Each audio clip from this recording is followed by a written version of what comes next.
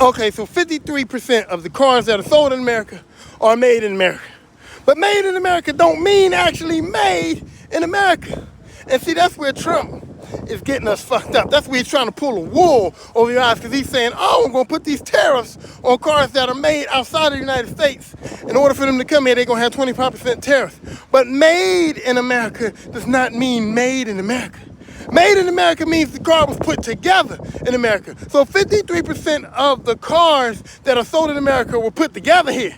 Them motherfuckers was made here. For example, if you got a Ford F-150 truck, right? And you get it, and it was made in America, that means that it was put together in a factory in the United States. But that doesn't mean that it was made in the United States, because guess what? Guess what?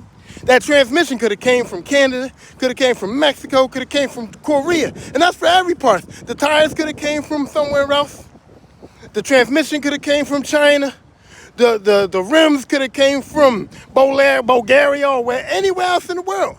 So just because the car was put together in America does not mean that it was made in America, because some of those parts was made other places. So now he's trying to say, oh, if he puts the tariffs and the 25% tariffs on all these other cars that's coming in here, it's going to make these manufacturers build more factories in America and make them in America. No, because they still got to pay that 25% tariff to bring that part over here.